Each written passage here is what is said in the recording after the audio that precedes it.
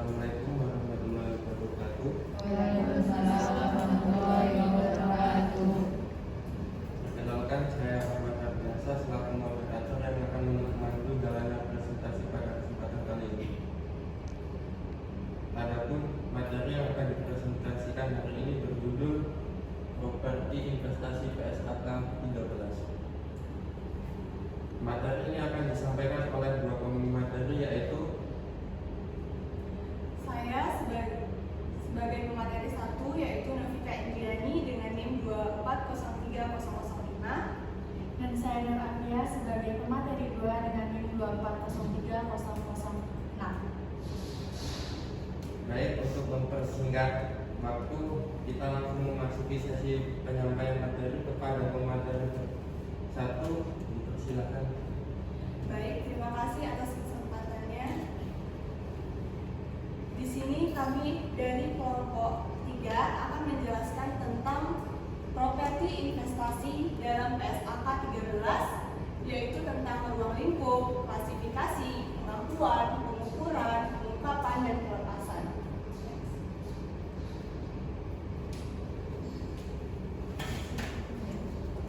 Nah, di sini untuk pengertian dari properti investasi adalah properti yang berbentuk seperti tanah atau bangunan atau bagian dari bangunan yang dimiliki untuk yang pertama itu bisa disewakan, dan kedua kenaikan nilai.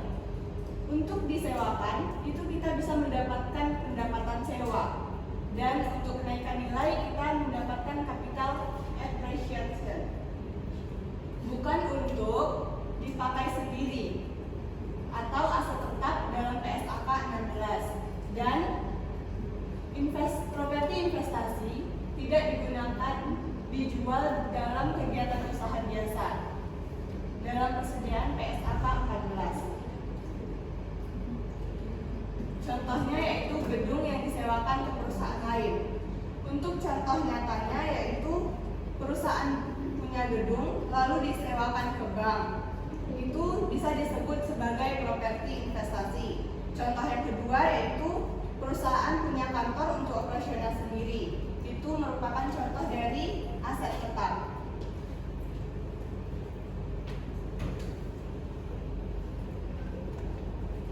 Untuk ruang lingkup PSAK 13 ini mengatur perlakuan akuntansi untuk yang pertama, pengakuan properti investasi, yang kedua, pengukuran awal dan setelahnya, yang ketiga, pengungkapan dalam laporan keuangan. Dan tidak berlaku untuk properti dalam proses pembangunan untuk dijual dan properti yang digunakan sendiri oleh pemilik. Lanjut untuk klasifikasi properti investasi. Di sini properti investasi dapat berupa tanah, yaitu contohnya dimiliki untuk kenaikan nilai. Yang kedua yaitu bangunan. Itu kita bisa menyewakan ke pihak lain dan bisa menjadi properti investasi bagi kita. Yang ketiga ada tanah dan bangunan. Perlu dibedakan dengan aset tetap dan persediaan. Kalau aset tetap itu dipakai sendiri, sedangkan persediaan bisa untuk dijual.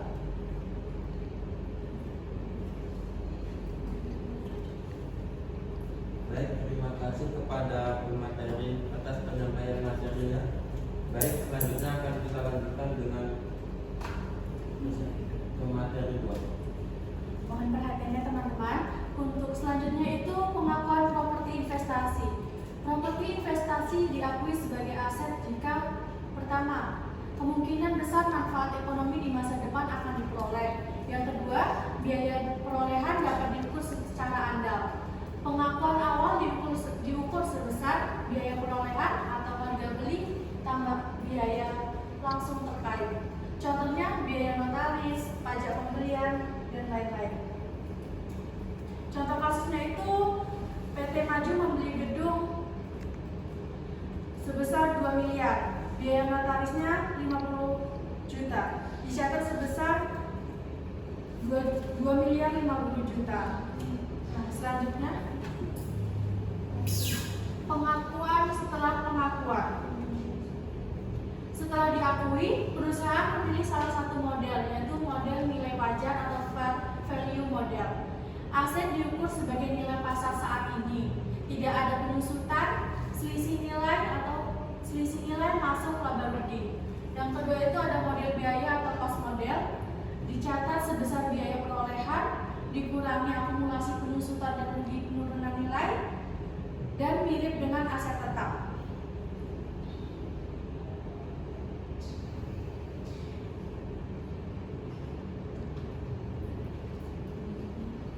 Model nilai wajar itu memiliki ciri-ciri dinilai berdasarkan harga pasar saat ini. Nah, contohnya nilai awal 2 miliar, nilai pasar akhir tahun 2,3 miliar. Selisihnya adalah 300 juta.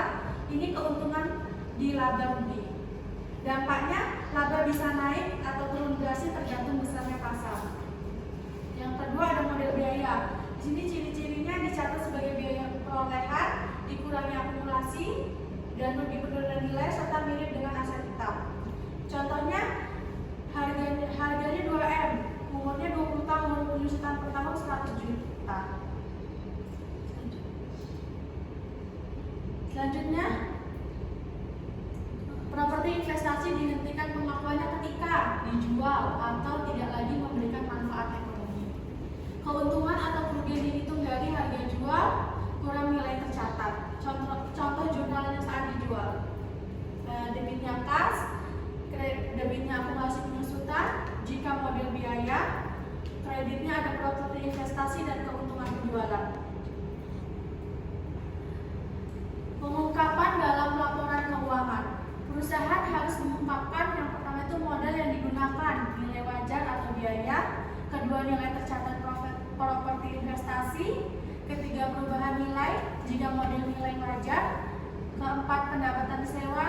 Dan yang kelima, pembatasan atau jaminan atas properti.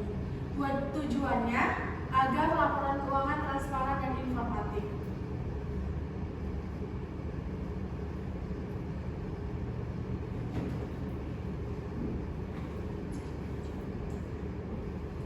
Baik, terima kasih atas pemahaman kedua.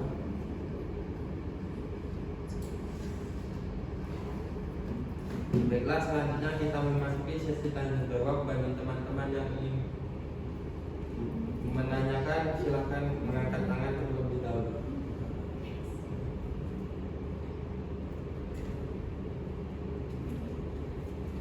Sebelumnya, perkenalkan nama saya Nurul Maulidia dari kelompok 4. Saya ingin tanya, kenapa PSKK 13 memberi 2 pilihan model? Kenapa nggak satu model saja? Baik, terima kasih kepada Mbak Nurul. Satu lagi apa? Masuk. Baik, untuk pemateri kedua yang akan menjawab. Terima kasih atas pertanyaan dari Mbak Nurul. Kenapa PSKK 13 memberi 2 pilihan model?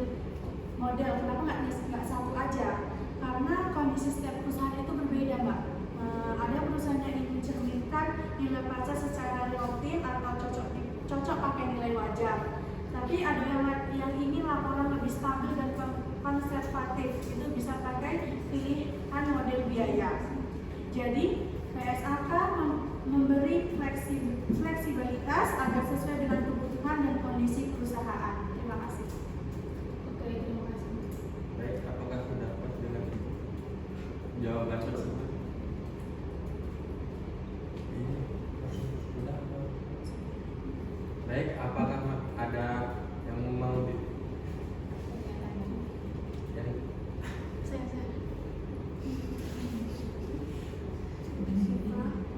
Sebelumnya perkenalkan, nama saya Siva dari kelompok 6.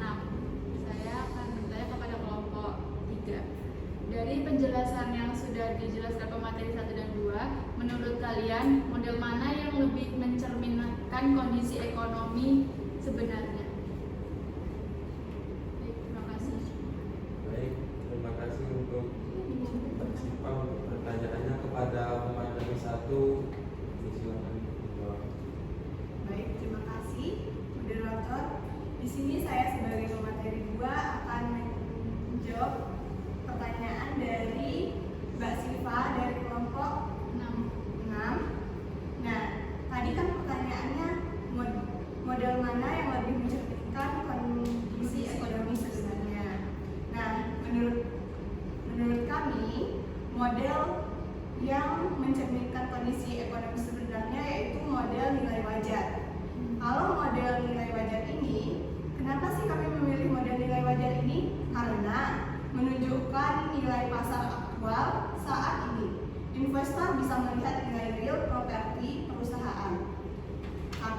konsekuensi dari model nilai wajar, yaitu labanya menjadi lebih fluktuatif.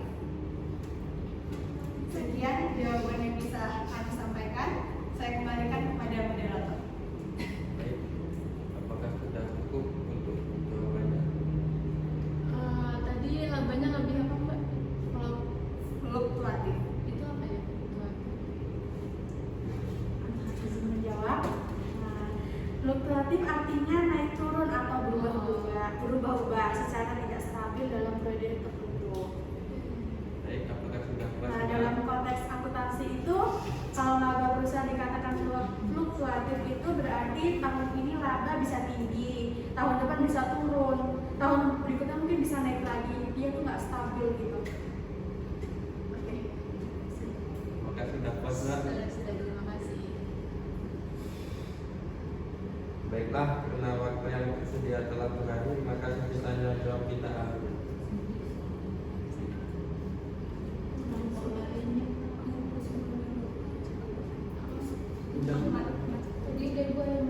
Udah dua kajian mana? Baik, kesimpulannya properti investasi adalah aset untuk disewakan atau kenaikan nilai. Diatur dalam SHK 13 bisa menggunakan model nilai wajar atau model biaya. Harus diungkapkan secara jelas dalam laporan keuangan. Baik, karena waktu yang tersedia telah berakhir, maka sesi ini saya tutup.